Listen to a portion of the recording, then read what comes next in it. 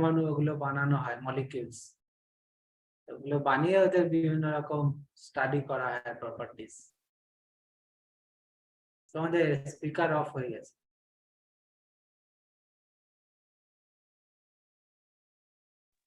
Sir আপনাদেরকে রাত্রেও যেতে হয় এখন? হ্যাঁ, ওখানে রাত্রেও যেতে হয় আপনাদেরকে? না মানে রাতে যেতে হয় না, আমরা দিনের বেলা, আমি জেনারেলি সন্ধ্যেবেলা বেরিয়ে যাই।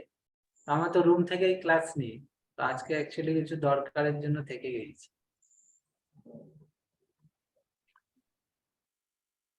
তা তোমাদের কি গরমের ছুটি চলছে? হ্যাঁ স্যার। কতদিন পর্যন্ত? চৌঠা জুন পর্যন্ত। আচ্ছা, 4 জুন। বেশ, তা গরমের স্যার। ছুটিতেও কাজ বাজ করছো তো, পড়াশোনা? হ্যাঁ স্যার। আচ্ছা, এটা কি অলিম্পিয়াডের গেঞ্জি নাকি? না না। ম্যাথের কি সাইন সিম্বল দেওয়া আছে দেখছি, কি লেখা আছে কি ওটা? অ্যাবাকাসের। এইটা আমরা ওই অ্যাবাকাস করতাম, ওই জন্য ওইটা থেকে ওখান থেকে দিয়েছিল একটা কোর্স ওটা। আচ্ছা, কোথায় করতে হতো কোর্সটা? ওটা আমাদের এই হরিপালি রেল গেটের সামনে। মানে আচ্ছা, এখানে ওটা করতে। অঙ্কের বিভিন্ন টেকনিক্যালি জিনিস শেখায়, যেমন স্যার দেখা হুম, দেখাও। ওটাই বিভিন্ন ম্যাথের বিভিন্ন টেকনিক্যালি জিনিস শেখায়। দাঁড়ান, মানে আপনি কত তাড়াতাড়ি একটা হিসাব করতে পারছেন, আচ্ছা, কত এটা তাড়াতাড়ি আমাদের মনে রাখতে পারছেন, এরকম যেটা কোয়ান্টিটেটিভ পরে অনেক কাজে অ্যাপটিটিউডের লাগতে মতো। পারে। আচ্ছা আচ্ছা, হ্যাঁ, কিভাবে মানে বাঁ হাতে অঙ্কগুলো তাড়াতাড়ি মানে করবে। বাঁ হাতে লেখা এইরকম টাইপের, না দেখে লেখা, বড় বড় আচ্ছা, গুণ ভাগ মুখে মুখে করে এগুলো। ও, আরো অনেক টাইপের আছে। আর আমাদের প্রত্যেকটা কোয়ান্টিটেটিভ অ্যাপটিটিউডে তো ওরকমই পড়ানো হয় আর কি। এটা একটু বেশি টেকনিক্যালি জিনিস থাকে, ওই জন্যই তো প্রো আইকিউ অ্যাবাকাস লেখা আছে। ওকে ওকে, কতদিনের কোর্সটা করেছো তোমরা? এটা আমরা 6 এ ভর্তি হয়েছিলাম, তারপর লকডাউনের জন্য 10 দিন বন্ধ ছিল। আর আচ্ছা এইটা আর ওই জন্য শেষ হয়ে যাবে। আচ্ছা, এটা অ্যাবাকাসের, এটা সে ওল্ড মডেল। হুম, কম্পিউটারে হিস্ট্রি পড়তে গেলে অ্যাবাকাসের ইয়েটা পড়তেই হয়, যে এখান হ্যাঁ থেকেই শুরু আর কি, ফার্স্ট ফিজিক্যাল ওরকম গণক যন্ত্র। রাইট। লাস্ট এইটার 8টা লেভেল আছে। আচ্ছা, কোর্সটার। হ্যাঁ, এই শেষ লেভেলটা দিয়ে দিলাম। আচ্ছা, তোমাদের কমপ্লিট হয়ে গেছে এটা? সার্টিফিকেটটা খালি আনতে যাবো। আচ্ছা আচ্ছা, ওরা কোর্স ফি কি নেয় নাকি? হ্যাঁ, ফিজ নেই। ওকে ওকে। এবার ওইটা লকডাউন না হলে অনেক তাড়াতাড়ি শেষ হয়ে যেত। আচ্ছা, কতদিনের এই 8 ফেজের ইয়ে করতে কতদিন সময় নেয় ওরা? এক একটা লেভেল যদি ভালোভাবে কমপ্লিট করতে হয় তাহলে 4 মাস মতো লাগে, 3-4 মাস। এক একটা লেভেল? হ্যাঁ, তাহলে তুমি ওই 3টে level গুলো লেভেল 1 complete বছর লেগে যাবে। যদি খুব ভালো করে মানে করি তাহলে 2 বছরের মধ্যে কমপ্লিট হয়ে যাবে। এবার যারা মানে ধীরে ধীরে করবে, কাজ করবে, হোমওয়ার্ক আরে করবে না, 2.5-3 বছর লেগে তাদেরকে যাবে। ওই 3 বছর 4 বছর তাদের লেগে যাবে। আচ্ছা আচ্ছা, ভালো। তাহলে তো ম্যাথে তোমরা অনেকটা অ্যাডভান্সড, সেটা কাজে লাগবে ফিউচারে। আর কোন সাবজেক্ট ভালো লাগে এমনি তোমাদের? ম্যাথ, ফিজিক্যাল সায়েন্স আর ইংরেজি। আচ্ছা, আর তোমার? একই? একই। একই সাবজেক্ট ভালো লাগে? হ্যাঁ। তোমাদের দুজনের একই সাবজেক্ট ভালো লাগে? হ্যাঁ, আচ্ছা, বেশ। তো তোমার দুজনের ফেভারিট কালার কি জানি? আমার রেড, আর তোমার? Black, blue. ব্ল্যাক আর আর ব্লু? ব্ল্যাক, ব্লু, অ্যাকোয়া, এই 3টে মেন। আচ্ছা, আর তোমার শুধু লাল? যাক, তাহলে কিছু কিছু ডিফারেন্স মানে আছে, আলাদা পছন্দ আছে। ভালো, ঠিক আছে। আমরা একটু ওয়েট আপ করি, তারপর মেবি 5 মিনিট আর তারপর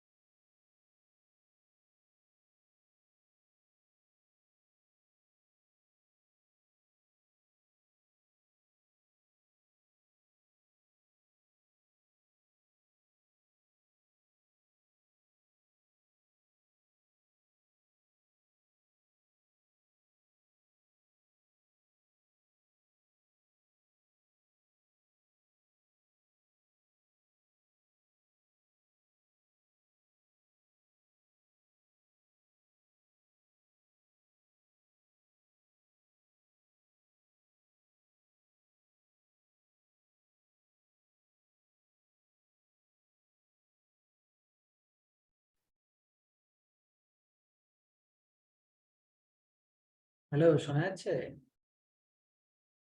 হ্যাঁ স্যার, স্যার আপনাকে আঁকা দেখাবো?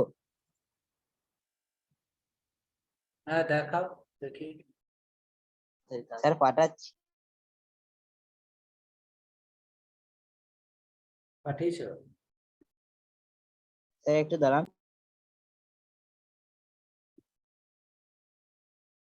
হুম।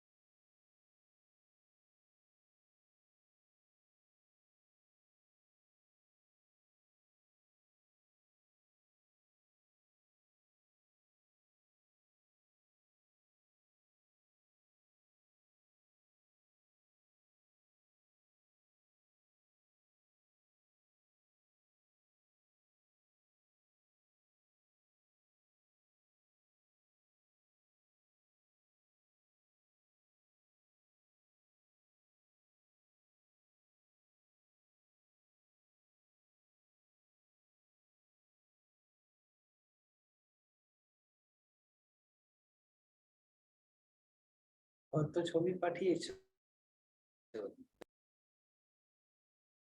এগুলো কি সব আঁকা? হ্যাঁ স্যার, সব আমাদেরই আঁকা। আমি বেশিরভাগ এঁকেছি, ও বেশি আচ্ছা, তোলে না ছবি। আচ্ছা।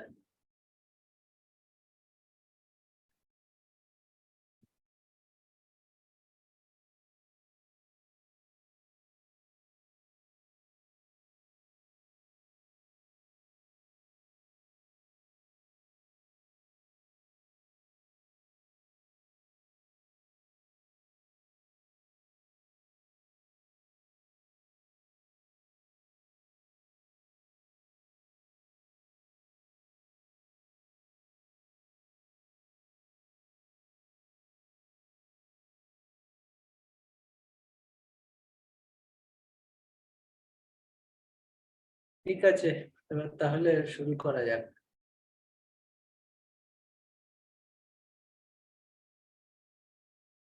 শুনতে পাচ্ছ?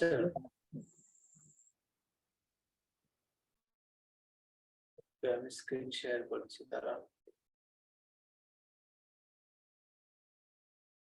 স্যার কেউ আসেনি? জোরে বলছেন। হ্যাঁ, আর কেউ তো আসেনি আপাতত, বাট স্যার আগে তো ওই 14 জন 15 জন মতো হয়ে যেত, এখন এত কম কম আসছে কেন? তোমার আওয়াজটা কেটে কেটে যাচ্ছে। স্যার বলছি আগে তো অনেক বেশি বেশি জন মানে একসঙ্গে ক্লাস করতো, এখন তো অনেক কম হয়ে যাচ্ছে।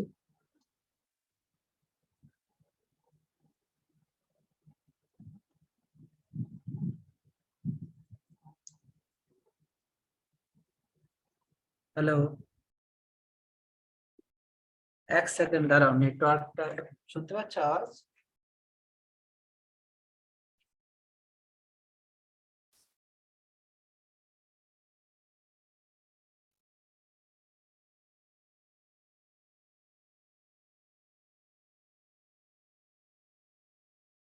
হ্যালো, হ্যাঁ, দাঁড়াও, নেটওয়ার্কটা মনে হয় প্রবলেম হচ্ছে।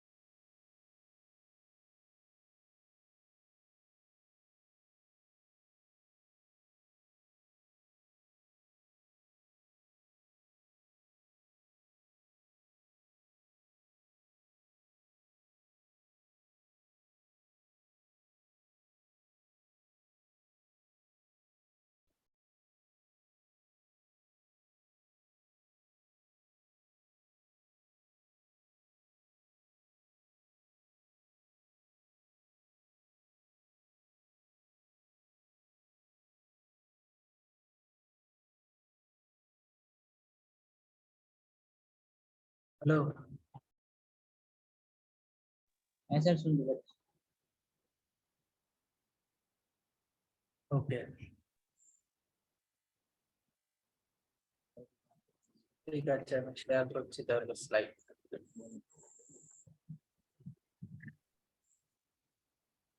স্যার এখন শুনতে দেখো, স্ক্রিনটা দেখা যাচ্ছে? হ্যাঁ স্যার। হ্যাঁ স্যার। ওকে,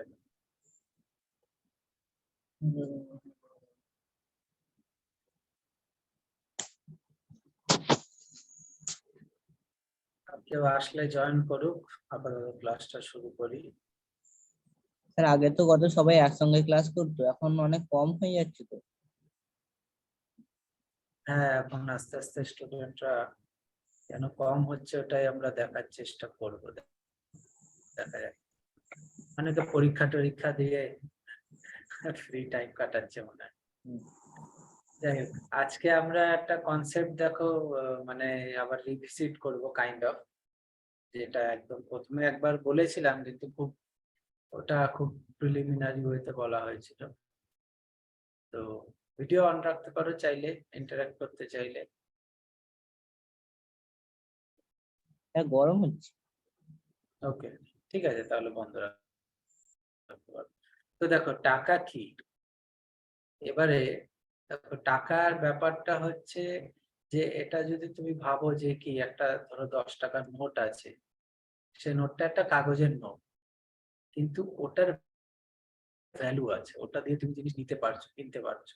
তাহলে টাকাটা হচ্ছে একটা ধাতু বা কাগজের টুকরো, যেটাকে সরকার থেকে আইনি স্বীকৃতি দেওয়া, বুঝলো?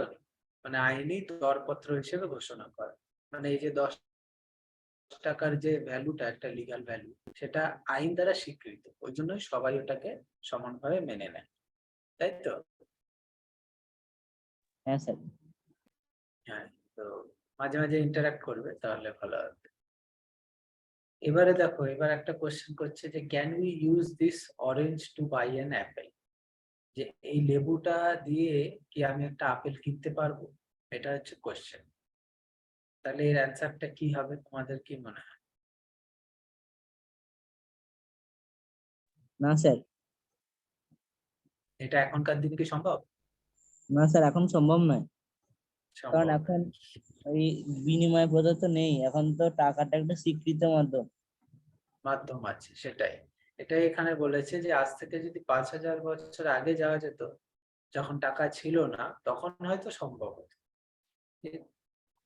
কিন্তু এখন সেটা সম্ভব নয়, কারণ এখন তো একটা টাকা আছেই স্বীকৃত একটা রাশি হিসেবে, সেটা দিয়ে আমরা কেনা বেচা করতে পারি। বেশ, এবারে আর একটা কোয়েশ্চেন আছে, can this 2 gram gold coin be used as money? বলছে যে এই 2 গ্রামের একটা সোনার কয়েন আছে, সেটাকে কি আমি ব্যবহার করতে পারবো কেনা বেচার জন্য? এটার কি মনে হয় অ্যান্সার? স্যার আবার বলে দিন। যে 2 গ্রামের একটা সোনার কয়েন আছে, সেটাকে কি আমি কেনা বেচার জন্য ইউজ করতে পারবো টাকার না পরিবর্তে? স্যার, না, কারণ ওটা ওই টাকাটার কত অ্যামাউন্ট সেটা তো লেখা নেই, তাহলে করা যাবে না। লেখা নেই, কিন্তু যেহেতু, যাই হোক আমরা পরের স্লাইডে দেখবো, এটা যেহেতু পরিমাণটা ধার্য যে 2 গ্রাম, আর সোনার একটা ইন্ট্রিনসিক ভ্যালু আছে, মানে ও নিজেই একটা, ওর দাম আছে আর কি, তো সেই দামটা দিয়ে তুমি ট্রেড করতেই পারো। তো সেটা আমরা টাকার প্রকার ভেদে দেখবো। দেখো, টাকার প্রকার ভেদে মেইনলি টাকা 2 ধরনের হয়। একটা হচ্ছে ফিয়াট মানি। ফিয়াট মানি মানে যেখানে টাকাটার নিজের কোনো ইন্ট্রিনসিক ভ্যালু নেই। মানে এই যে 2000 নোটটা, এই 2000 টাকার যে নোটটা আছে, সেই নোটের যে কাগজের মূল্যটা, যদি ধরো একটা 2000 টাকার কাগজ নাও, সেটা যদি সরকারি স্বীকৃতিটা বাদ দাও, তাহলে ওই কাগজের মূল্যটা কিন্তু অনেক কম, তাই না? চিন্তা শুনতে পাচ্ছ? Yes sir. হ্যাঁ, আচ্ছা, ঠিক আছে। আমার আওয়াজ ঠিকঠাক আসছে তো? যদি কেটে কেটে আসে বা সমস্যা হয় জানাবে। তো সমস্যাদের জন্য বলি যে আজকে জাস্ট ক্লাসটা শুরু করলাম, তো আমরা টাকার প্রকারভেদটা দেখছি, যে টাকাটা কি, একটা সরকারের অনুমোদিত একটা দারপত্র, যেটাকে সরকার অনুমোদিত করেছে একটা কাগজ, সেটাকে আমরা কেনা বেচার জন্য ইউজ করতে পারি। তো টাকার প্রকারভেদ আছে দুটো। একটা ফিয়াট মানি। ফিয়াট মানি হচ্ছে যেখানে একটা কাগজের উপর প্রিন্টেড আছে টাকাটা, এবং ওর গ্যারেন্টিটা সরকার নিচ্ছে, যে এই টাকাটার এতটা ভ্যালু, তার গ্যারেন্টিটা যে গভর্নর থাকে সে নেয়। দেখবে ওখানে একটা কথা লেখা থাকে নোটে, হ্যাঁ, এরকম ভাবে গভর্নরের সিগনেচার দেওয়া থাকে, সব নোটে আছে। খেয়াল করেছো তোমরা কখনো? না হ্যাঁ স্যার। স্যার। হ্যাঁ, খেয়াল করলে দেখবে, খেয়াল করে যে কোনো নোটে তুমি একটা আরবিআই যে গভর্নর আছে তার সিগনেচার পাবে। ঠিক আছে, क्लास है बाद में कर ले। बाद में, हाँ। হুম। তো যেটা বলছিলাম, তাহলে ফিয়াট মানি যেটা, সেটা যদি তুমি সরকারি যে আইনি ব্যাপারটা হাটিয়ে দাও, তাহলে 2000 টাকার নোটের আসল যে ভ্যালুটা, ওটা হয়তো খুব বেশি নয়। কারণ যদি দেখো যে একটা কাগজই তো, তাই না? যেমন একটা ধরো লটারি হয়, অনেক লটারিতে দেখবে এরকম টাকার লেখা থাকে, অনেক রকম ছবি দেওয়া থাকে, কালারফুল করা থাকে।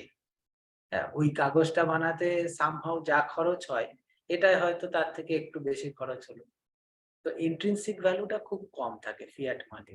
কিন্তু যেহেতু ব্যাকড বাই গভর্নমেন্ট হয়, গভর্নমেন্ট যেহেতু গ্যারেন্টিটা নেয়, সেই কারণে এটার ভ্যালুটা 2000, বা যত বেশি নেবে গভর্নমেন্ট তত বেশিও হতে পারে। আর একটা মানির প্রকারভেদ কি আছে না, আর একটা হচ্ছে কমোডিটি মানি। কমোডিটি মানিটা হচ্ছে কি, যেমন ধরো একটা সোনার মুদ্রা, এই কমোডিটি মানির একটা নিজস্ব ইন্ট্রিনসিক ভ্যালু আছে। মানে যে একটা ধরো সোনার 2 গ্রামের কয়েন, ওটার নিজেরই একটা ভ্যালু আছে। কারণ তোমরা শুনেই থাকবে যে সোনার ভরি এত, হ্যাঁ, বা সোনার 10 গ্রাম সোনার দাম এত টাকা চলছে। তো 10 গ্রাম সোনার দাম একটা আছে 50 বা 55, যাই হোক, তাহলে সেই রেসপেক্টে তুমি 2 গ্রাম সোনার দাম বের করে নিতে পারবে। এবার সেই দামটাই, সেই দামের ইকুইভ্যালেন্ট জিনিস তুমি কিনতে পারো। তো এটা হচ্ছে কমোডিটি মানি, যেখানে ওই টাকা বা যে মুদ্রা বা যে কোনো, এখানে সিলভার কয়েনও হতে পারে, তার নিজের একটা ভ্যালু থাকবে, আর ফিয়াট মানিতে নিজের ভ্যালু থাকবে না, কিন্তু গভর্নমেন্ট ওটার গ্যারেন্টি দেবে। এই দুটোর মধ্যে বোঝা গেল পার্থক্যটা? Yes, sir. ঠিক আছে, তাহলে এবার আমরা নেক্সট এতে, এবারে দেখো, এবারে সেই কোশ্চেনটা যেটা আগের স্লাইডে করা হয়েছিল সেটা আবার বলা হচ্ছে যে can this 2 gram gold coin be used as money, এটা কি টাকা হিসেবে ব্যবহার করা যাবে? এখন তাহলে উত্তরটা কি হবে Deepam Yes, Rupam? sir. Yes, sir. এখন তাহলে হ্যাঁ, তাহলে করা যাবে, কারণ এটাও একটা টাইপ অফ মানি, এটা কমোডিটি মানি, এর নিজের একটা ভ্যালু আছে। এবার দেখো ফাংশনস অফ মানি, মানে টাকার কার্যকারিতা, যে টাকা কোন কোন অ্যাসপেক্টে টাকাটা ফ্রুটফুল হয় বা কাজ করতে পারে টাকা, সেগুলো আমরা দেখি। এবার একজন পড়ো এটা, দীপম পড়ো। Medium of exchange can buy goods or services that we want with money. মানে এটা বলো। মানে বিনিময়ের মাধ্যম, মানে আমরা যে কোনো জিনিস বা হ্যাঁ পরিষেবা এটার পরিবর্তে কিনতে পারি, হ্যাঁ হ্যাঁ তাই তো? ঠিক। হ্যাঁ। এবার পরেরটা একজন পড়ো, অন্যজন।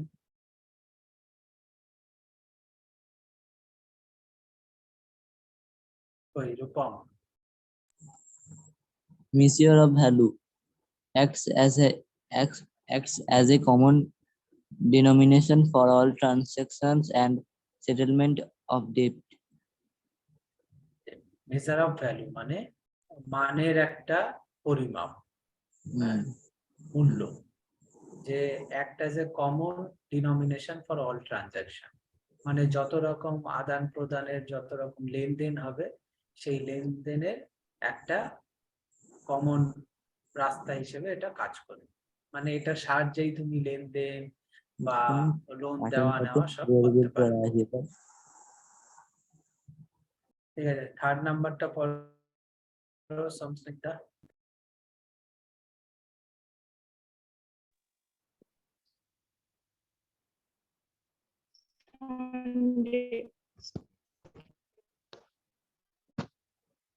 স্ট্যান্ডার্ড অফ,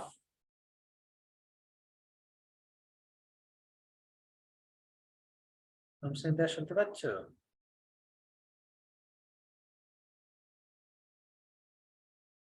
হ্যালো দীপা,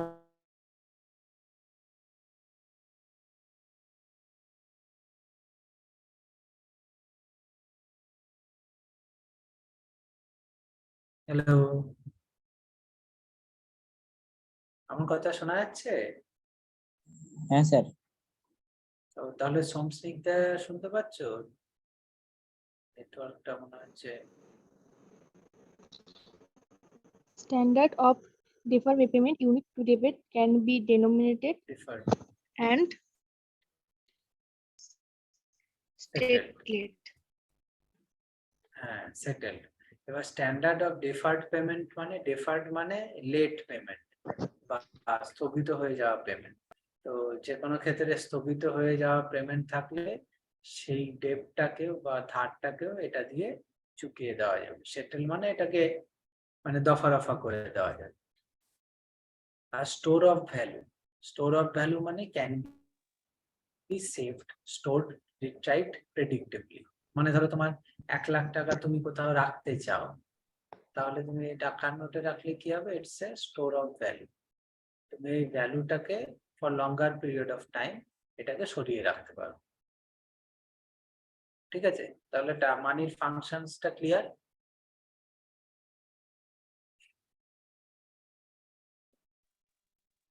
তাহলে আমি নেক্সট স্লাইডে গেলাম। আচ্ছা, তার আগে এই লোকটাকে চিনতে পারছো? এই লোকটার হাতে যে সাইনটা আছে এটা কি বলতো, সিম্বলটা? সেটা তো রুপির চিহ্ন, মানে হ্যাঁ, টাকা। রুপির চিহ্ন। এবার এই লোকটাকে, এই লোকটা হচ্ছে এই ডিজাইনটা দিয়েছিল, এর নাম কি বলতে পারবে? না এটা স্যার। জেনে রাখো, কাজে লাগবে। উদয় কুমার ধর্মলিঙ্গম, ঠিক আছে? এটা জেনারেল নলেজের মতো জেনে রাখতে পারো যে ইনি এই টাকার সিম্বলটা দিয়েছিলেন, ডিজাইনটা।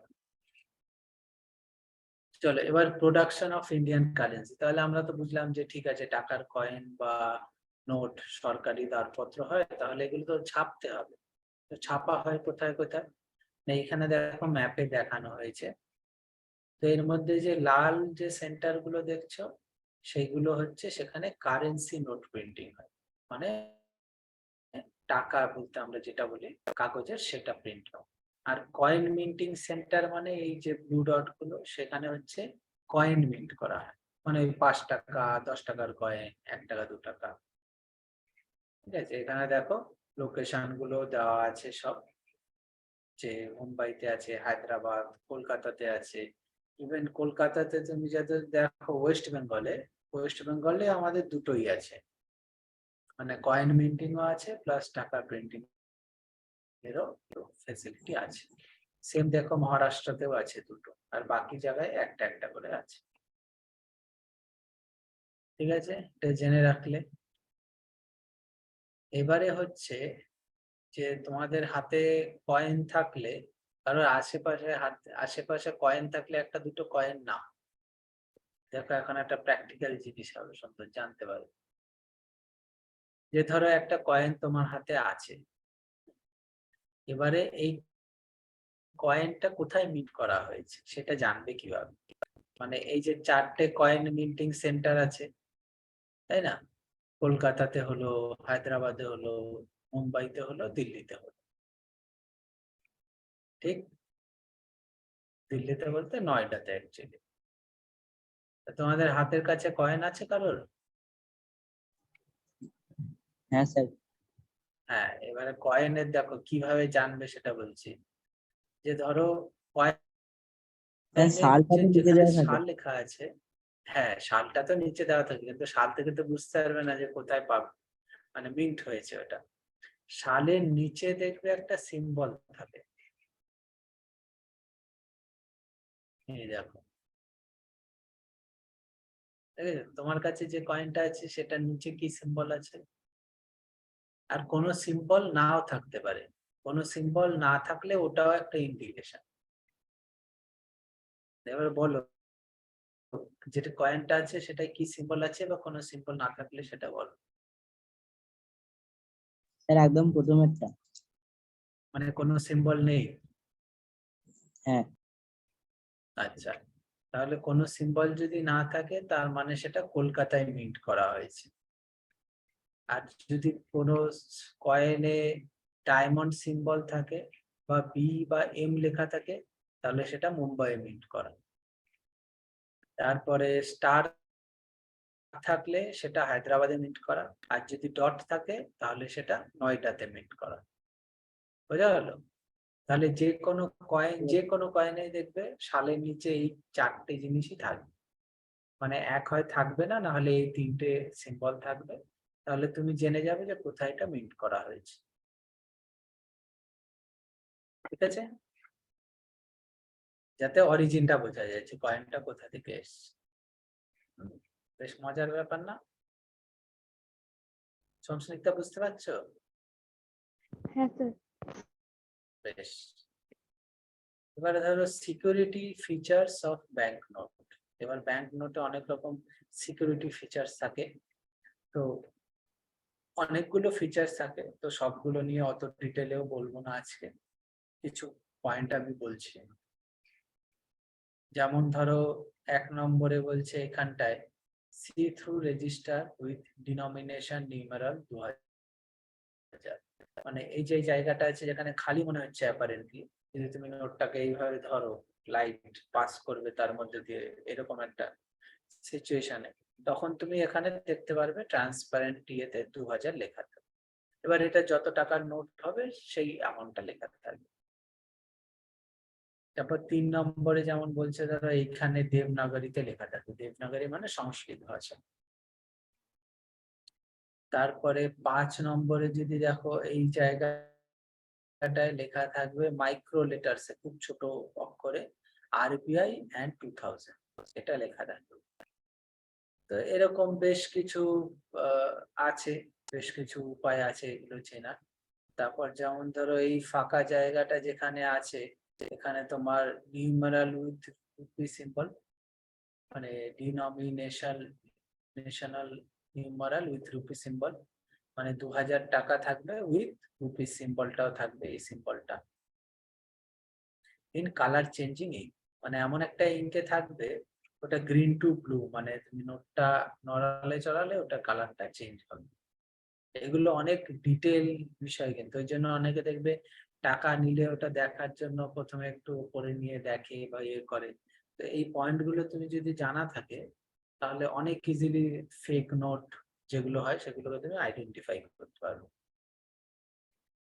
কারণ বাজারে অনেক সময় ফেক নোট ঘোরাফেরা করে, সো এগুলো জেনে রাখা, তোমার সতর্ক থাকাটা বেটার। তো এই কয়েকটা মেইন পয়েন্ট বললাম, বাকি তো স্লাইডটা তোমরা পেয়ে যাবে, পুরোটা দেখতে পারবে। আর ভিজুয়ালি ইম্পেয়ার্ড যারা যারা ধরো অতটা ভালো দেখতে পায় না বা পুরোটাই দেখতে পায় না অনেকেই, তো তাদের জন্য কি করা হয়, তাদের জন্য দেখো দুটো ইয়ে আছে, যে horizontal rectangle with 2000 in raised point on the right, মানে এই যে 11 নম্বর পয়েন্ট এখানটায় বলছে, এইখানটা এই জায়গাটার মধ্যে 2000 লেখা আছে, যেখানে কাগজের উপরে প্রিন্ট করা আছে, মানে ওই কাগজটা যদি তুমি টাচ করো তোমার আঙুলে ওই 2000 লেখাটা ঠিক, বুঝেছো? মানে যারা ধরো ভিজুয়ালি ইম্পেয়ার্ড হয় তাদের বইগুলো দেখেছো কখনো? বই দেখলে দেখবে ওদের বইয়ের উপরে এরকম মানে পুঁতি পুঁতির মতো উঠে উঠে থাকে। তা ওরা কি করে, ওরা হাতটা চালায় বইয়ের উপর, তখন ওই যে যেগুলো উঠে আছে সেগুলো ওদের হাতে স্পর্শতে ওরা বুঝতে পারে যে হ্যাঁ এই লেটারটা বা এই লেটার। তোমরা দেখেছো কখনো এরকম বই?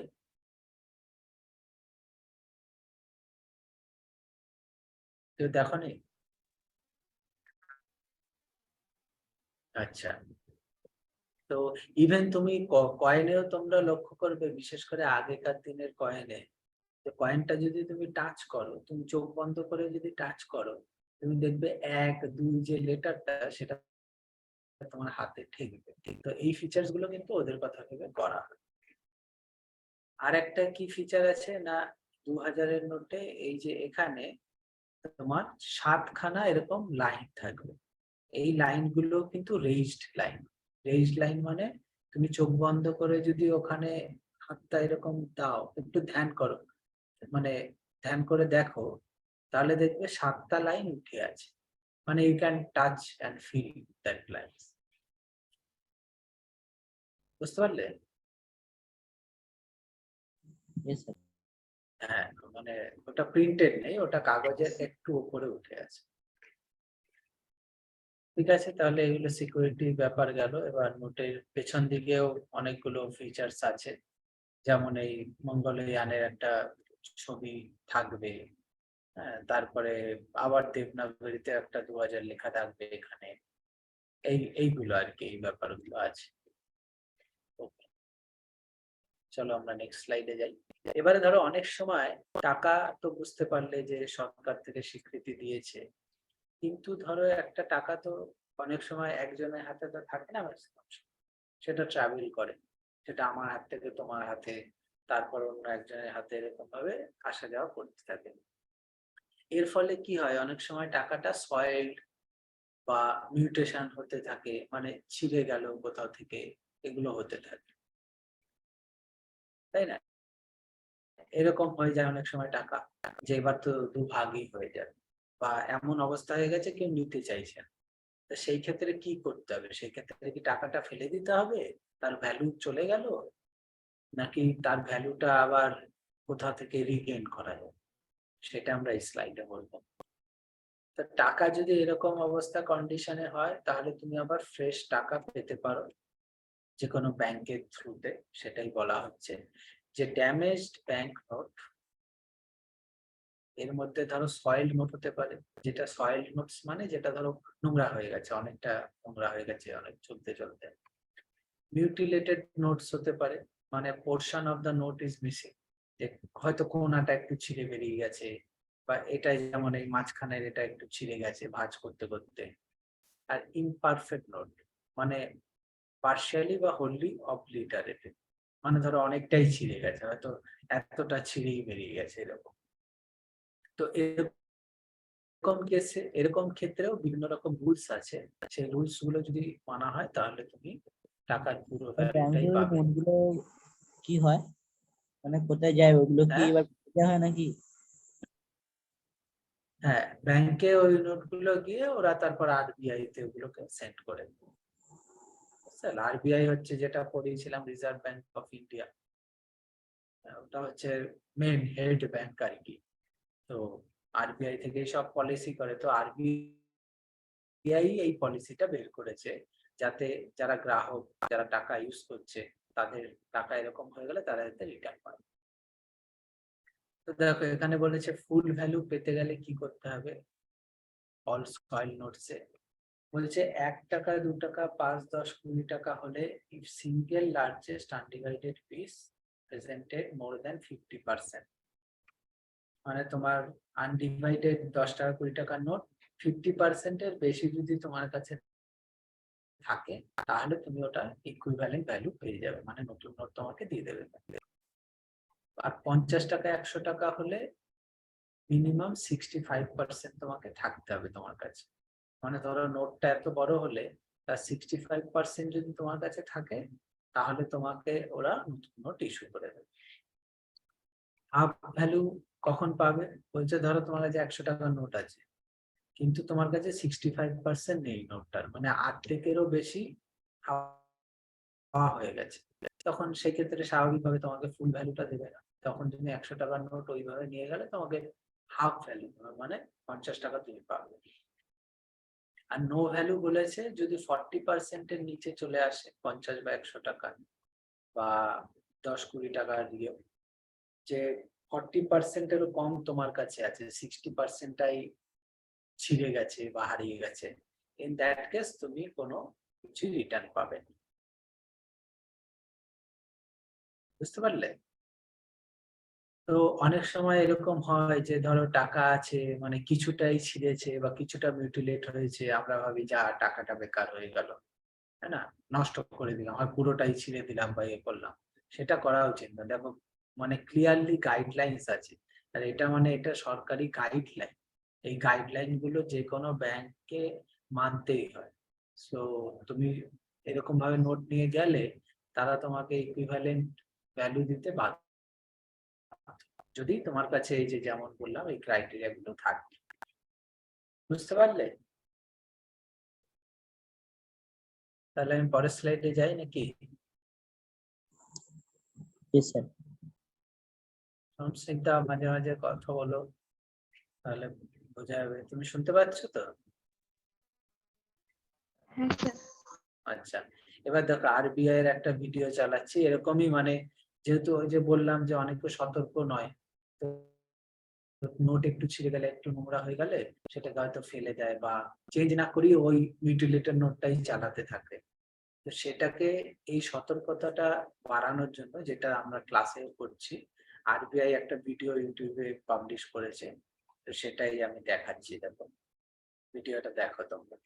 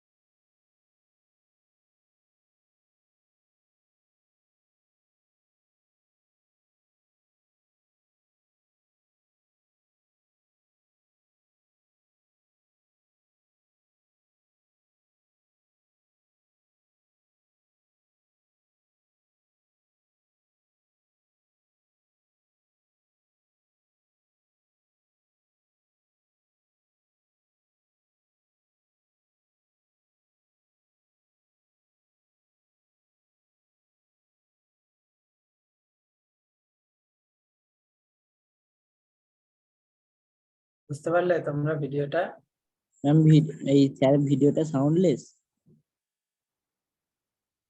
আওয়াজ পাওনি, শুনতে পাওনি? না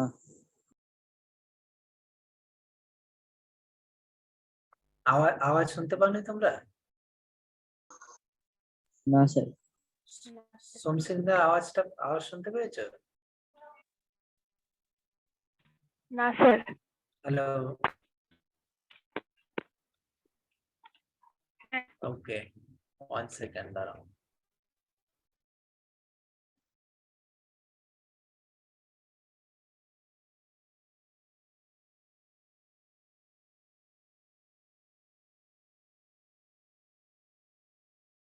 এবার শোনা যাচ্ছে আওয়াজ?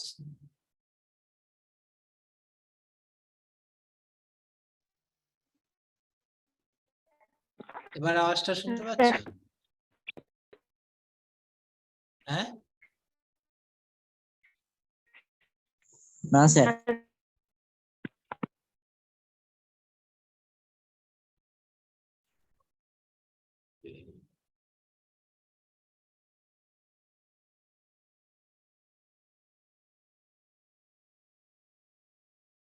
ওকে, যাই হোক, এমনি আমার কথা শোনা যাচ্ছে তো?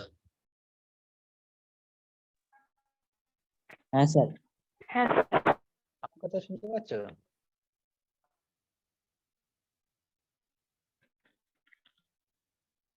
হ্যাঁ। হ্যালো, হ্যালো, হ্যাঁ স্যার। হ্যাঁ, হ্যাঁ, শুনতে পাচ্ছ?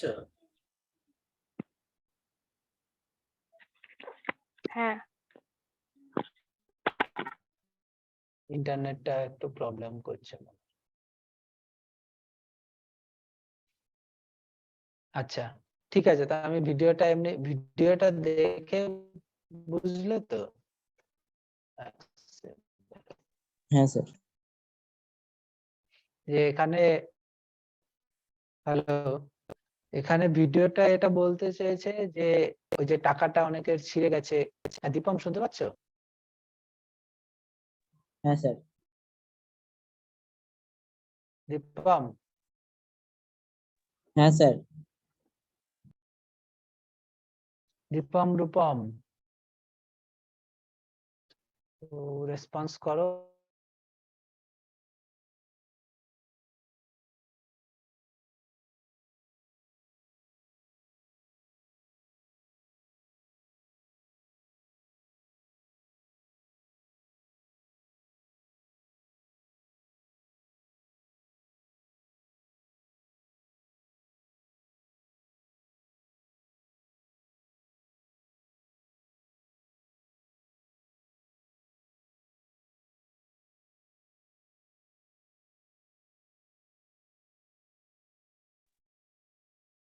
হ্যালো, হ্যাঁ, শোনা যাচ্ছে এবার?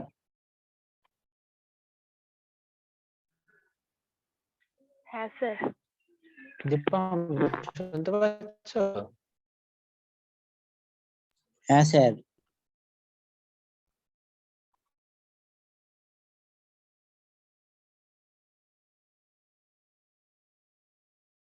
আওয়াজ শোনা যাচ্ছে?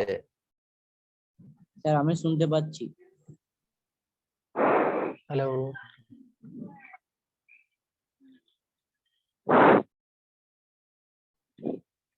চ্যাট বক্সে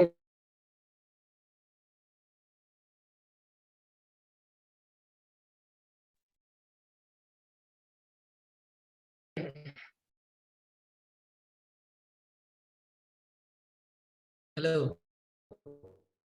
শুনতে পাচ্ছ এবার?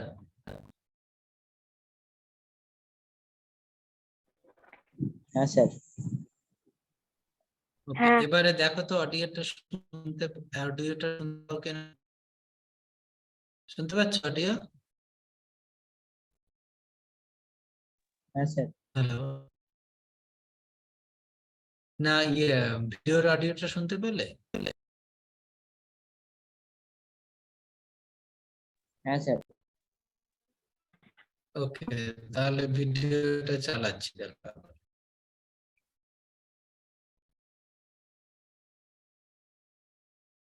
হুম।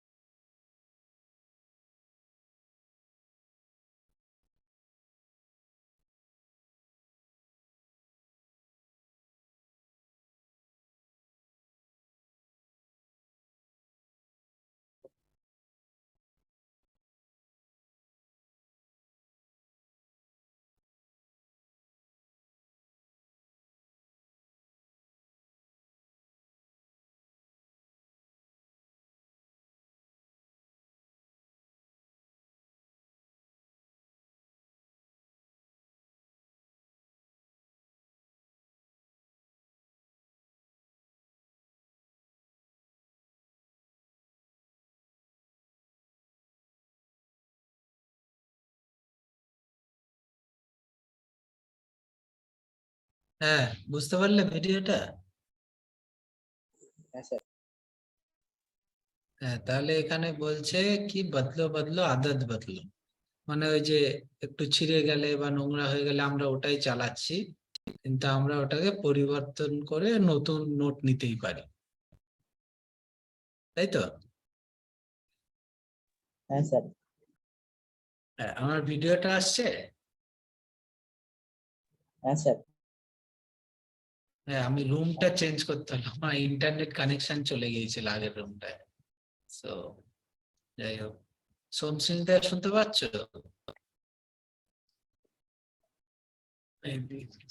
এবারে লাইট আসবে। ওকে, ঠিক আছে, আমরা পরের স্লাইডে যাই।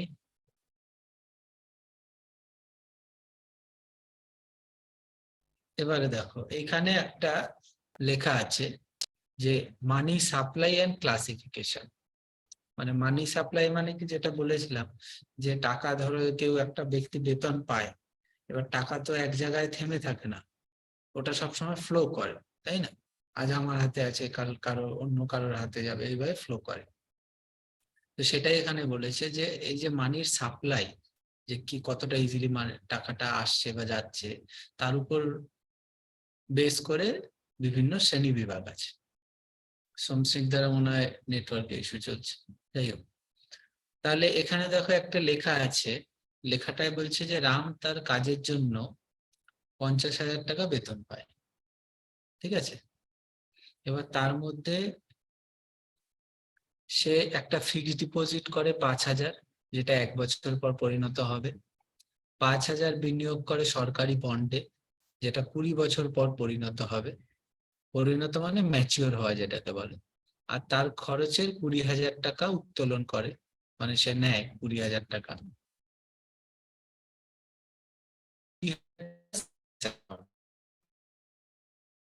সেভিংস অ্যাকাউন্ট মানে ব্যাংক ধরনের।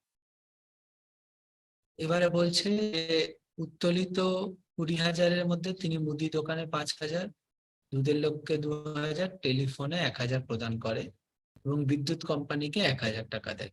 বাকি 11,000 নিজের কাছে।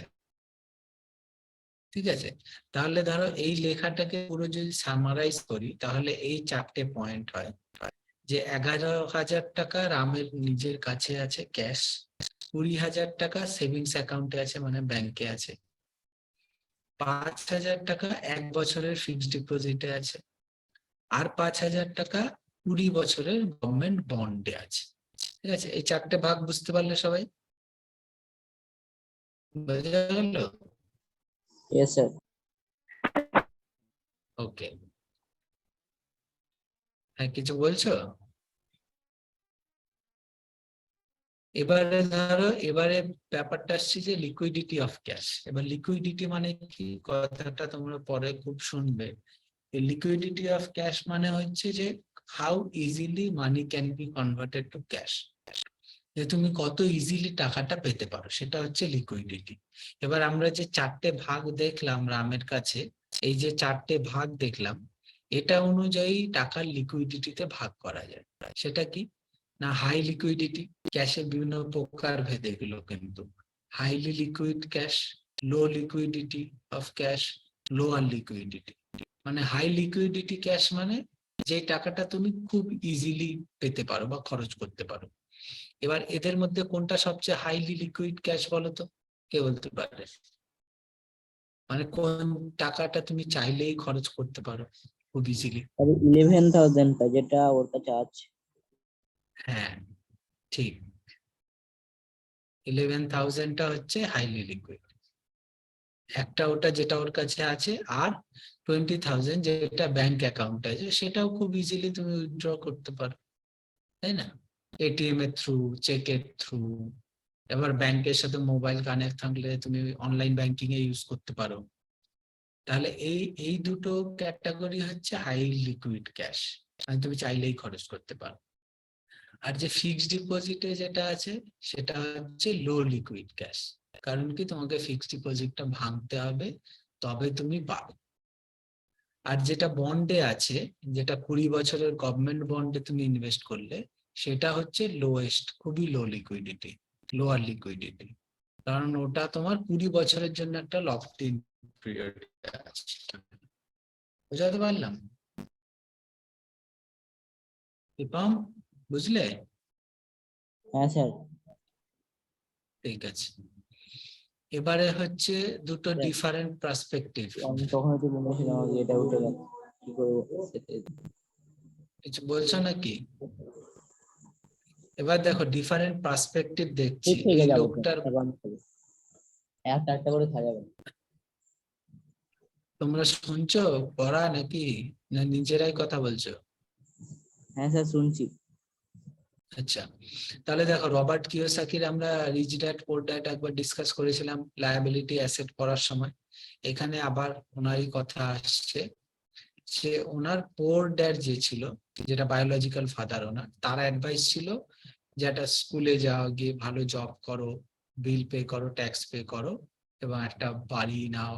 হ্যাঁ, যেটা মানে ভালো অ্যাডভাইস অবভিয়াসলি, বাট ওই অ্যাডভাইসটাই কি হবে, খুব আনলিমিটেড পরিমাণে ওয়েলথ ক্রিয়েট হবে না। আরেকটা যে ওনার ছিল রিচ ড্যাড ছিল, মানে যে তার বন্ধুর বাবা ছিল, বাট তার কাছ থেকে ফাদার ফিগার, তো তার থেকে অনেক জ্ঞান নিত রবার্ট কিওসাকি। তো তার অ্যাডভাইস কি ছিল?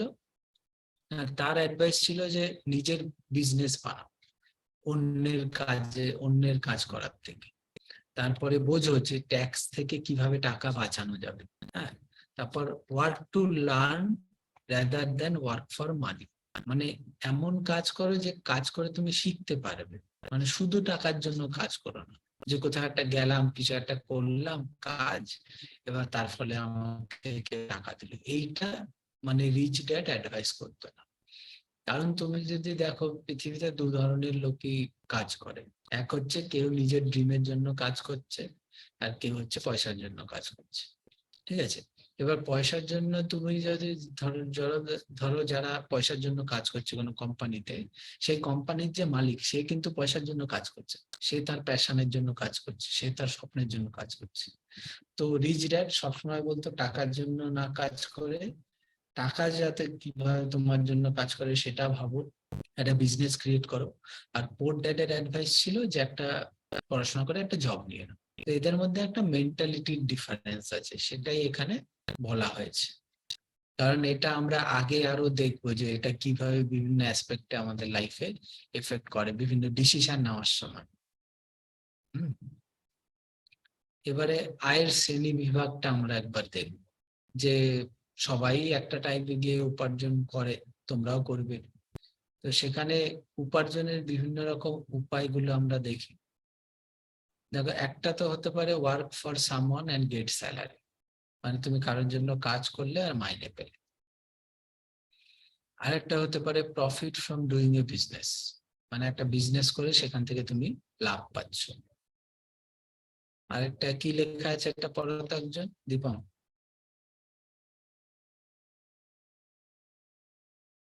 দীপম পড়ো, কি লেখা আছে 3 নম্বরটা? Do farming and sell food crops. মানে চাষ করো এবং মানে চাষবাস করা এবং সেখান থেকে উৎপাদিত ফসল বিক্রি করা হয়ে যায়। বিক্রি করো। তারপরেরটা বলো, invest and earn interest. Interest, মানে ইনভেস্ট করো, কোথাও নিয়োগ করো এবং সেখান থেকে ইন্টারেস্ট মানে সুদ নাও। তারপরেরটা বলো অন্য কেউ,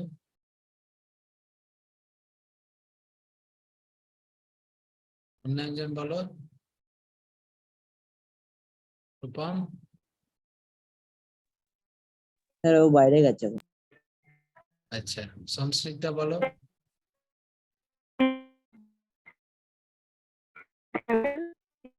আচ্ছা, সংস্কৃতার কি কানেকশনটা মনে হয় একটু প্রবলেম করছে বেশি। ঠিক আছে, আমি বলছি dividend or capital gains from capital market investment, মানে ওইটাই, মানে শেয়ার মার্কেট বা কোথাও ইনভেস্টমেন্ট করলে সেখান থেকে ডিভিডেন্ড বা যে লাভটা পাওয়া যায়, সেটা একটা উপায়। Royalty income from writing books, intellectual property rights, মানে তুমি কোনো বই লিখে, গান লিখে, হ্যাঁ, কোনো পোয়েট্রি বা এরকম আর্ট ওয়ার্কের থ্রুও তুমি কিছু ইনকাম করতে পারো, যেটা রয়্যালটি হিসেবে আসে। তারপরে পেনশন আফটার রিটায়ারমেন্ট, অনেক পেনশন প্রভিডেন্ট ফান্ড টাকা জমিয়ে একটা এজের পর যখন রিটায়ার করবে তখন তুমি ইনকাম করতে পারো। আর রেন্ট ইনকাম ফ্রম প্রপার্টি, অনেকে দেখবে বাড়ি বানিয়ে বাড়ি ভাড়া দিয়ে দেয়, তো সেখান থেকে তোমার প্রতি মাসে ভাড়া আসতে থাকবে, তো সেটাও একটা ইনকামের উপায় হতে পারে। তাহলে এই দেখো আয়ের বিভিন্ন শ্রেণী বিভাগ আছে, মানে এতগুলো উপায়ে উপার্জন করা যায়। এটা দেখানোর দেখো উদ্দেশ্য এটাই যে শুধু কারোর জন্য কাজ করেই যে স্যালারি নিতে হবে সেটা নয়, তোমাদের একটা ওপেন মাইন্ড রাখতে হবে যে হ্যাঁ একটা জব করা অবভিয়াসলি ভালো, কোনো ব্যাপার না, সবাই করে, কিন্তু মানে শুধু জব করাই একটা নট দ্য অনলি ওয়ে। তো তোমাদের অনেক রকম উপায় আছে, তো তোমাদের সবগুলো উপায়কে নিয়ে একটু ওপেন খোলা মনে তোমাদের ভাবতে হবে যে কোনটা তোমাদের জন্য যথাযথ, তাহলে সেই অনুযায়ী তোমরা সেই পথে মানে উপার্জনটা করতে পারো।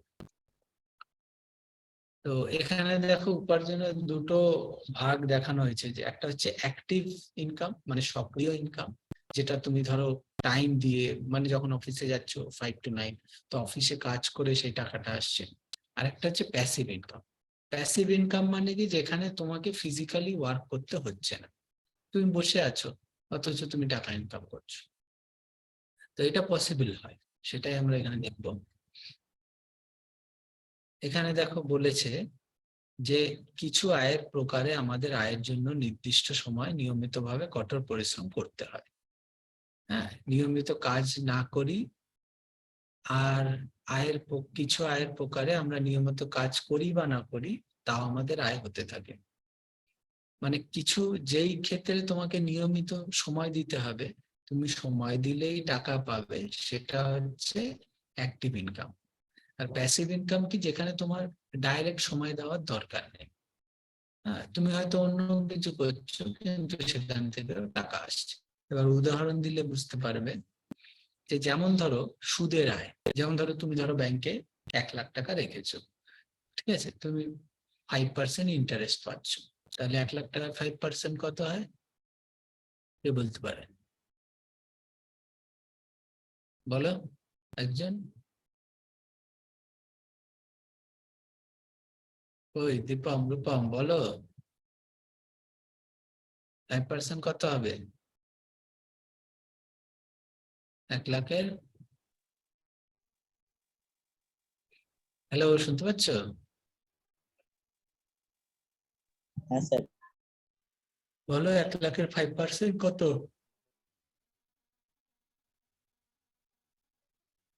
5,000, তাই তো? হ্যাঁ স্যার। তাহলে তুমি ধরো সুদ পাচ্ছ, এবারে তুমি 1 লাখ রেখেছো, ব্যাংক থেকে 5,000 টাকা সুদ পাচ্ছ, তাহলে তুমি এই যে সুদটা পাচ্ছ, তুমি কিছু করতে হচ্ছে না তোমাকে, তাই না? তুমি হয়তো বসে আছো বা কোথাও ঘুরতে চলে গেছো, কিন্তু তোমার এই সুদটা ব্যাংকে জমা হয়ে যাচ্ছে এবং একটা টাইম পর তুমি সেটা তুলে নিতে পারবে, তাই তো? বোঝা গেল? তাহলে এই ক্ষেত্রে তোমাকে কি কোনো অ্যাক্টিভ কাজ করতে হলো, বলো? না স্যার। হ্যাঁ, তাহলে এটা কি ইনকাম হবে, অ্যাক্টিভ ইনকাম না passive income? Passive. Passive income, ঠিক। আর কিন্তু বেতনের যখন কাজ হবে, ধরো তুমি অফিসে কাজ করো, ঠিক আছে, বা আমি যেমন ধরো এখানে ল্যাবে আসি, ল্যাবে কাজ করি, তো আমাকে ল্যাবে আসতে হচ্ছে, মানে আমাকে কাজের জায়গায় আসতে হচ্ছে এবং একটা টাইম থাকতে হচ্ছে, ফিজিক্যাল ওয়ার্ক দিতে হচ্ছে, তবেই গিয়ে সেটা আমাকে বেতন দেওয়া হচ্ছে, তাহলে এটা একটা অ্যাক্টিভ ইনকাম। তাহলে পার্থক্যটা বুঝতে পারলে দুটোর মধ্যে, বোঝা গেল? ওকে, তাহলে আমরা নেক্সট স্লাইডে যাচ্ছি। এবার দেখো অ্যাক্টিভ ইনকামে কি বলছে, যে অ্যাক্টিভ ইনকামে রিসিভড আফটার ডুইং ওয়ার্ক, মানে কাজ করার পরেই তোমাকে টাকা দেওয়া হয়। প্যাসিভ ইনকামে no need to work, money works for you. মানে যেমন ধরো সুদের স্টোরিটা বললাম, যে ওখানে কি তুমি টাকা দিয়েছো, টাকাটাই খাটছে, খেটে তোমার 1 লাখ টাকাটাই খেটে তোমাকে 5,000 টাকা সুদ দিল, তার মানে এখানে তুমি টাকার জন্য কাজ করলে না, টাকা তোমার জন্য কাজ করলো, মানে money is working for you, যেটা আগেও আমরা একবার ডিসকাস করেছিলাম। দেখো এখানে কিছু প্রকারভেদ বলেছে, যে income from salary, active income, farming, business, এগুলো। আর প্যাসিভ ইনকাম কি হতে পারে? Rent income, interest income, dividend income বা পেনশন, এগুলো হচ্ছে প্যাসিভ ইনকাম। তো আমাদের সবাইকে টার্গেট রাখা উচিত যে অ্যাক্টিভ ইনকামের সাথে সাথে একটা বা দুটো যাতে আমাদের প্যাসিভ ইনকাম তৈরি হতে পারে। তাহলে কি হবে? তুমি অ্যাক্টিভ ইনকাম করছো যেখানে তুমি সময় দিচ্ছ, আর প্যাসিভ ইনকামে তুমি সময় দিচ্ছ না, অথচ একটা সার্টেন অ্যামাউন্ট অফ টাকা তোমার কাছে আসছে। তো এটা তোমরা মাথায় রাখবে। রয়্যালটি ইনকামও আছে। এবার দেখো এখানে বলেছে যে স্যালারি, বিজনেস বা ফার্মিং এ বিভিন্ন রকমের আমাদের স্কিল দরকার। কোনো ক্ষেত্রে আমাদের স্কিল সেট দরকার হয়, কোনো ক্ষেত্রে ক্যাপিটাল দরকার হয়। মানে যদি আমরা বিজনেস করতে চাই, হ্যাঁ, অনেক সময় ফ্যামিলি ব্যাকগ্রাউন্ডও দরকার হয়। অনেকের ধরো ফ্যামিলি থেকে বিজনেস করে আসে, তো তাদের একটা বিজনেস মাইন্ডসেট থাকে, তারা জানে যে কিভাবে কতটা রিস্ক নিতে হয়, কিভাবে কতটা ইনভেস্ট করা উচিত। তো এই বিভিন্ন স্কিল সেট গুলো আমাদের দরকার। যেমন দেখো এখানে বলেছে জবের ক্ষেত্রে কি কি স্কিল দরকার, না স্পেশালাইজ স্কিল ফর জব, মানে যেই কাজটা তুমি করতে চাও সেই সম্পর্কে তোমার জানা দরকার। মান্থলি ইনকাম একটা দরকার, মানে তুমি যেটা রিটার্ন পাবে। আর কোনো ক্যাপিটাল এখানে দরকার নেই। মানে জবের ক্ষেত্রে এটা সবচেয়ে মানে ক্যাচিং জিনিস আর কি, লোকের যেটা সবচেয়ে ভালো লাগে, যে তোমাকে কিছু ইনভেস্ট করতে হয় না টাকা, তুমি গেলে কাজ করলে টাকা পেলে। বাট বিজনেসে কি হয়? বিজনেসে দেখো, এই পয়েন্টটা আগে পড়ি, রিকোয়ারমেন্ট অফ ক্যাপিটাল, যে একটা টাকা তোমাকে ইনভেস্ট করতে হবে। অ্যাবিলিটি টু রেইজ ক্যাপিটাল, মানে অনেক সময় টাকা আরো জোগাড়ও করতে হয়, সেটার ক্ষমতা থাকতে হবে। এবং ফাইন্যান্সিয়ালিও একটু ব্যাকগ্রাউন্ডটা স্ট্রং হতে হয়। তো মানে এটা হচ্ছে বিজনেসের সাইড, যে এগুলো তোমার ঠিকঠাক থাকলে তাহলে বিজনেসে যাওয়াটা ইজি হয়। এবার how to generate passive income, এখানে বলেছে দেখো যে বেশিরভাগ লোক যাদের বয়স ধরো 40 বছরের কম, তারা খুবই প্যাসিভ ইনকাম করতে পারে। হ্যাঁ, কারণ যারা কর্মজীবন শুরু করছে তাদের উপার্জনের অনেকটাই প্রথমে বিভিন্ন রকম লোন বা বিভিন্ন রকম জিনিস তোমাদের তৈরি করতে যাবে, তারপরে ধীরে ধীরে তুমি প্যাসিভ ইনকাম শুরু করতে পারো। এবার দেখো একটা জিনিস বলেছে যে তুমি যদি সঠিকভাবে উপার্জন শুরু করে বিনিয়োগ করতে পারো, তাহলে প্যাসিভ ইনকামটা ধীরে ধীরে বাড়বে, কিন্তু একটা সময় সেটা তোমার কাজ, যেটা কাজ করে যা পাও তার 100%-এ পৌঁছে যেতে পারে, এবং তার থেকে বেশিও হতে পারে। এটা হচ্ছে প্যাসিভ ইনকামের একটা সুবিধা। এটা বলেছে যে আমরা যদি তাহলে অদূর ভবিষ্যতে প্যাসিভ ইনকাম করতে চাই, তাহলে আমাদের কি করতে হবে, না কেরিয়ারে মনোনিবেশ করতে হবে, অ্যাক্টিভ ইনকাম অনেকটা করতে হবে, তারপরে আমরা নিজেদের ব্যবসা বা নিজেদের বিনিয়োগ এইগুলো নিয়ে আস্তে আস্তে ভাবতে পারি, ঠিক আছে, যাতে প্যাসিভ ইনকামটা তৈরি হয়। বাট মাথায় রাখতে হবে যে প্যাসিভ ইনকাম তৈরি করার দিকে ধ্যান রাখতে হবে, কারণ ম্যাক্সিমাম লোক ওটা ধ্যান রাখে না বা অতটা মনও দেয় না। কিন্তু দেখো প্যাসিভ ইনকাম তৈরি করতে পারলে তোমার কাছে অনেক ফ্রি টাইম পাবে, তোমাকে তো অ্যাক্টিভলি কাজ করতে হবে না, তুমি যা মনে আসে তাই করতে পারো, কিছু শিখতে চাও, কোথাও ঘুরতে চাও, করতে পারো, কারণ ইনকামটা তোমার আসতে থাকবে। এবারে আমরা আরেকটা পয়েন্ট পড়বো, সেটা হচ্ছে ইনফ্লেশন। ইনফ্লেশন মানে হচ্ছে মুদ্রাস্ফীতি। এবার দেখো 100 টাকা দিয়ে 2008-এ 5 লিটার দুধ পাওয়া যেত। সেই সেম 100 টাকা দিয়ে 2013-তে 3 লিটার দুধ পাওয়া গেল। কারণ কি হলো? দুধের দাম কি হয়েছে বলো, বেড়েছে। বেড়েছে না কমেছে? বেড়েছে। এবারে 2023-এ 100 টাকায় ক লিটার দুধ পাওয়া যাচ্ছে, না 1.5 লিটার। তাহলে এই যে দেখছো সময়ের সাথে সাথে যত আমরা এগোচ্ছি, তত কি হচ্ছে, জিনিসের দাম কি হচ্ছে, বাড়ছে। বাড়ছে। আর পয়সার, টাকার ক্রয় ক্ষমতা, সেটা কি হচ্ছে, কমছে। কমছে। এটাকে বলা হয় ইনফ্লেশন বা মুদ্রাস্ফীতি। স্যার, মানে এই যে টাকার মূল্য কমে কেন? হ্যাঁ ওটাই বলছি, যে সময়ের সাথে সাথে টাকার যে ভ্যালুটা সেটা সবসময় কমে, কারণ জিনিসেরও দাম বাড়তে থাকে। এবার এটা ইন্ট্রিনসিক কেন হয় সেটা তোমাকে একটা এক্সাম্পল দিয়ে যদি বলি, যে ধরো সামহাউ একটা গ্রামে 10 জন লোক আছে, একজন মতিওয়ালা আছে, ঠিক আছে? এবার সবার ইনকাম হচ্ছে ধরো 100 টাকা করে সবাই ইনকাম করে। তখন চালের ওজন কিলো হচ্ছে 20 টাকা কিলো। হ্যাঁ, এবার ধরো সামহাউ ওই গ্রামে প্রচুর টাকা চলে আসলো, সবার কাছে এখন হাজার হাজার টাকা আছে। এর ফলে কি হবে, কিন্তু চালের পরিমাণ যেটা ছিল সেটা সেম আছে, চালের পরিমাণ বাড়ে। এবার ধরো, এবার যখন সবার কাছে 1000 টাকা চলে আসলো, চালের পরিমাণটা যেহেতু কমই আছে, এবার যে দোকানওয়ালা তখন সে চালের দামটা কি হবে, বাড়াতে পারবে, বা সবাই তো নিতে চাইবে, কারণ পরিমাণ সেম আছে, কোয়ান্টিটি সেম, কিন্তু তোমার কাছে টাকা বেশি, তো তুমি চাইবে যে আমি বেশি টাকা দিয়ে হলেও জিনিসটা যাতে আমার কাছে আসে, তাই না? বুঝা গেল? Yes, sir. তাহলে এবার ধরো 5 জন চলে আসলো, সবাই বলছে যে ঠিক আছে 20 টাকা, আমি 100 টাকা দেবো, ও বলছে আমি 100 দেবো, কেউ বলছে 200 দেবো। তা এবার যেহেতু টাকার অ্যাভেলেবিলিটিটা এত বেশি, যে জিনিসের দামটা কি হলো, বেড়ে গেল।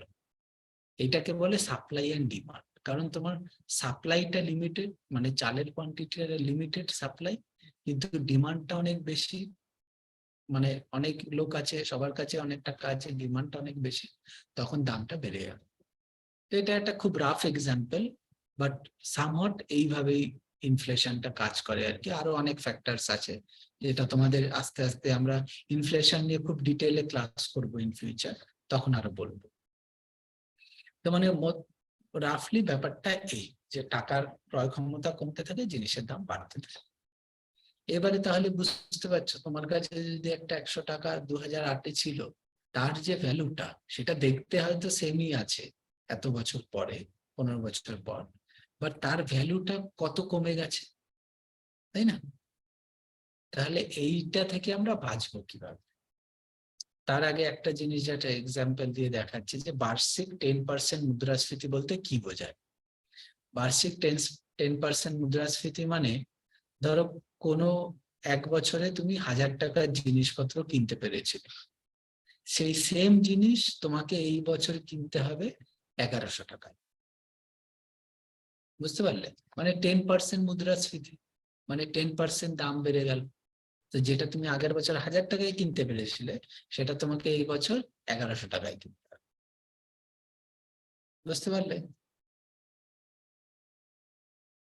বুঝতে পারলে সবাই? হ্যাঁ স্যার। রাইট। তাহলে ইনফ্লেশন ইন্ডিয়াতে এখন কত আছে না, 5 to 6%। এবারে দেখো, বলেছে যে অর্থের মান সময়ের সঙ্গে সম্পর্কিত, সাধারণত এটিকে অর্থের সময় মূল্য বলা হয়, মানে টাকার একটা টাইম ভ্যালু আছে সেটা বলা হয়। এবার যেহেতু প্রতি বছর তোমার টাকার ভ্যালু হ্রাস পাচ্ছে, তার মানে তোমাকে টাকাটা কোথাও একটা ইনভেস্ট করতে হবে, যাতে তুমি ইনফ্লেশনটাকে বিট করতে পারো। মানে তোমার টাকার ভ্যালু তো কমছে সময়ের সাথে, এটা সব সময় পুরো ওয়ার্ল্ডে হচ্ছে, এবং এটা সব সময় হয়ে এসেছে এবং ফিউচারেও হবে। তো তোমাকে কি করতে হবে, তুমি ওটা তো কমাতে পারবে না, ওটা কমবেই, মানে ওটা বন্ধ করতে পারবে না আর কি। তো তোমাকে টাকাটা এমন জায়গায় ইনভেস্ট করতে হবে যেখানে তোমার টাকার ভ্যালু রিটার্নটা ওই ইনফ্লেশনের থেকে তোমার বেশি হবে। বুঝা গেল? যেমন ধরো ইন্ডিয়াতে ইনফ্লেশন হচ্ছে 5.6%, মানে তোমার কাছে যদি 100 টাকা থাকে, তাহলে নেক্সট ইয়ারে সেই 100 টাকার ভ্যালুটা হয়ে যাবে 94 টাকা 4 পয়সা। 94 টাকা 40 পয়সা অ্যাকচুয়ালি। তাহলে বোঝা গেল যে 1 বছর পর ওই টাকার ভ্যালুটা কমবে। কিন্তু ধরো তুমি ওই 100 টাকাটাই এমন একটা জায়গায় ইনভেস্ট করলে, একটা ব্যাংকে বা কোথাও, যে ওটা তোমাকে ধরো 10% রিটার্ন দিল। তার মানে তুমি ওই 100 টাকা রিটার্ন ইনভেস্ট করলে, পরের বছর তুমি পেলে 110 টাকা। ঠিক আছে? তাহলে বুঝতে পারছো, সে ওইখানে তুমি ইনফ্লেশনটাকে কিন্তু দেখেও বিট করে দিলে। মানে তুমি যদি কিছু না করতে, তাহলে তোমার টাকা লস হচ্ছিল, কিন্তু যেই তুমি ইনভেস্ট করলে, তুমি টাকাটা তোমার গেইন হলো। এই কনসেপ্টটা বুঝতে পারলে? হ্যাঁ স্যার। বেশ, ঠিক আছে, আজ এই পর্যন্তই থাক, মুদ্রাস্ফীতি পর্যন্ত। আমরা পরের ক্লাসে আমরা আরো ডিটেইলে দেখবো যে মুদ্রাস্ফীতিটাকে বিট করতে গেলে তাহলে আমরা কিভাবে কোথায় মানে ইনভেস্ট করতে পারি বা কিভাবে আমরা টাকাটাকে ম্যানেজ করতে পারি। ঠিক আছে, তো আজকের ক্লাস রিলেটেড কোনো কোশ্চেন থাকলে করতে পারো।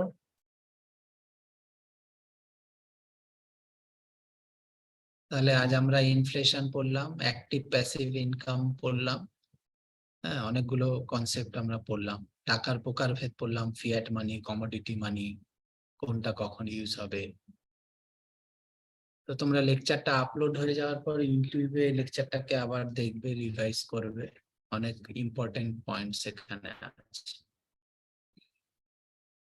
কারো কোনো প্রশ্ন থাকলে করতে পারো।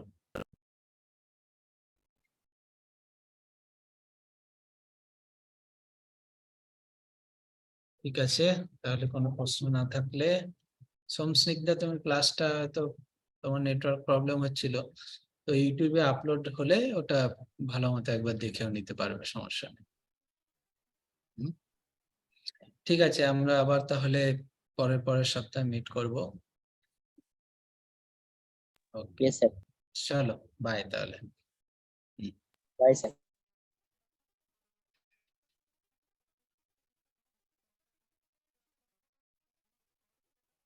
না